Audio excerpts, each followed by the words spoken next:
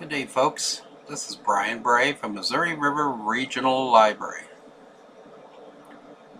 I'm an IT trainer and specialist for the library, and I'm glad to be with you here today. And just a reminder, you can find almost anything for anybody in the library. You can go in and find all sorts of things, from magazines to books, to movies, to music, or you can go online and find the same things. Just remember, the library is for everybody. It's for the community. Okay. Today, we're just going to go over some Gmail basics. Now, when it comes to emails, it's, personal choice. And you should kind of think about it. You shouldn't just grab one unless you're in a hurry. But like Yahoo. A lot of people love Yahoo.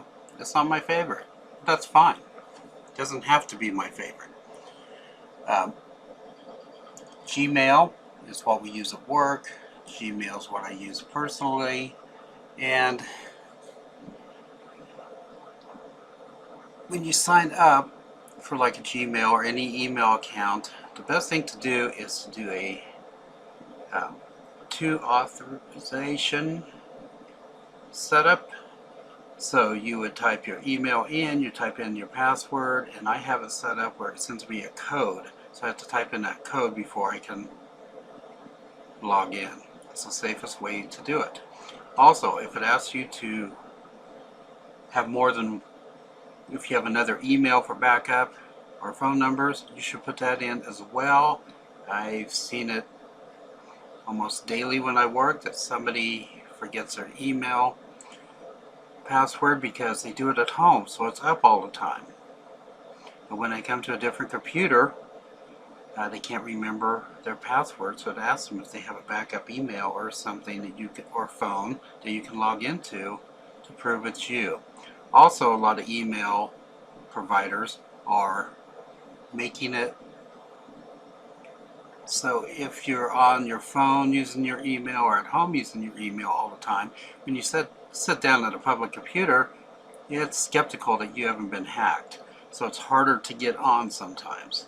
So it's good to have all these backups and codes so you can get to your email. And you pretty much need an email for everything these days. Job applications.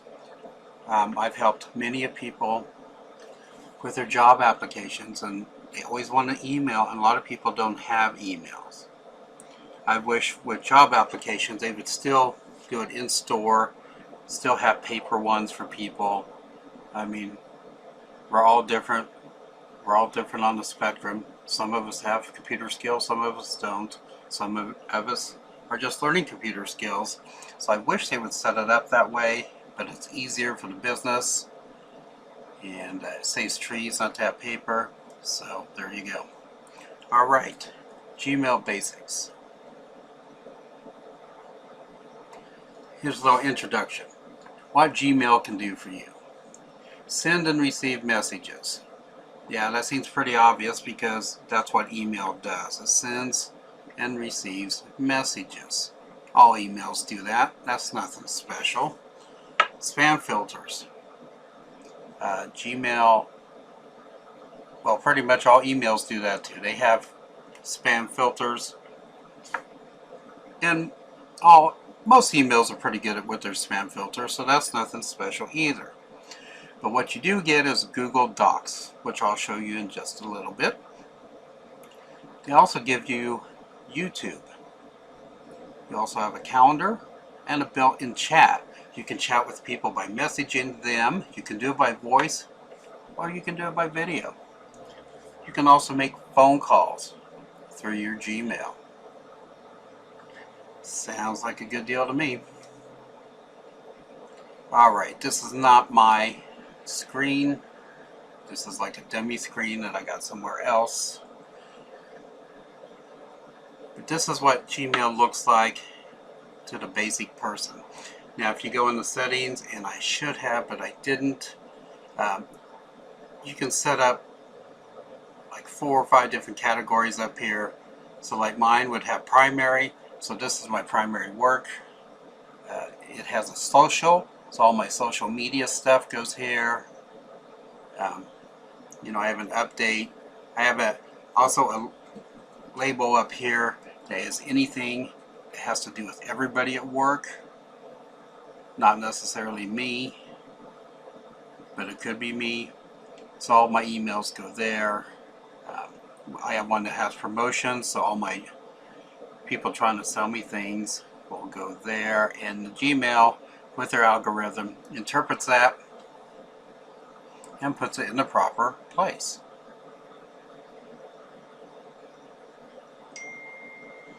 Let's see what we have here. On the left hand side panel, obviously you can compose an email. You have your inbox, which is what we're looking at here.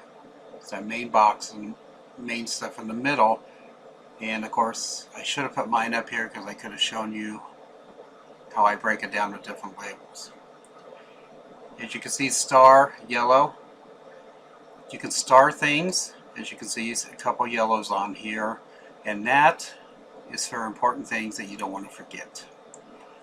Sent mail, if you want to see if you sent them an email, you busy, doubting yourself, or somebody said, I didn't get that email, you can check your sent mail and it will tell you. Drafts, this one says 2. If you don't finish an email that you're working on, it will save it as a draft. You can come here, click on drafts, and bring up the emails you're working on. And then if you don't want to work on them, you just delete them. Move on. And your trash will be here. You can break your emails down into different labels and make folders underneath those labels, like they have hiking here, urgent here, and the list goes on and on. If you have email, you've seen these before. Oh, let me go back here. Now down, you see the chat, and you can, the green on the left hand side tells you if they're actually on their email right now. You can call them, you can video them, or you can just chat with them. It's like any other instant messaging. That's pretty cool to have in your email. Up top you can save. Some people never clean out their email, and sooner or later you're going to have so much stuff in your email that you're not going to have email anymore. So you can archive them in folders. If you start getting things that you don't think you should be getting, you have spam. You can click it, report it as spam. You can also click and delete whatever you want. It's the very top one. If you click that, it makes everything blue, and you can delete in batches. Any of these boxes you can click, you can move to wherever you want to move it. You can create a new label or folder. Just all sorts of things you can do. And something else you need to remember, it's not wrong or right to have more than one email. I have 4 emails. I do have Yahoo, even though it's not my favorite. If I go somewhere and they're having a contest and they say, you know, I want to sign up for the contest, but they have to have my email, I give them my Yahoo. That way my regular mail doesn't get spammed. I also have a work Gmail, my personal Gmail, and I suggest to people who are applying for jobs, set up a Gmail just for jobs. And they can put their resumes in there, their cover letters, things they send to employers, it's all right there. And then when employers respond back, it will all go to that email, and they don't have to create and go through a larger email capacity. Wrong direction, Brian. There we go. Something else you get is Google Apps. As you can see, YouTube is on there. You can change things on here. Google Translate, which if you get things in a different language, you can put photos on here. The ones I use the most, I use Google Sheets. Google Docs and Google Drive. You can store information here. It's pretty helpful. I like Google Docs because it saves as I type. So if I have a power outage and I'm typing, it saves as I type. A lot of other, like Word, saves every 10 minutes. Docs saves as you type. It doesn't have all the bells and whistles, some of the Microsoft stuff. So I use both Microsoft and Google Documents. Sheets is like Excel. I use that quite a bit for work. The calendar, to the point I have to have my calendar or I can't do anything. Google Slides is like PowerPoint. You can create groups. If you want to add somewhere on there, Google Forms. Yes, you can create forms. Hangouts where people can go and talk. You can store stuff in the cloud. And there's even more things in this. You see mail on here, because once you get Google Apps, you want to go back to your mail, you can just click on the mail. A lot of the newer Google Gmail has contacts in here, because you can create your contacts here and it will sync with your mail and go over there. It's pretty handy. But there's a lot you can do with it. What we're looking at is Google Apps for Business. It's slightly different for personal, but it's pretty much the same too.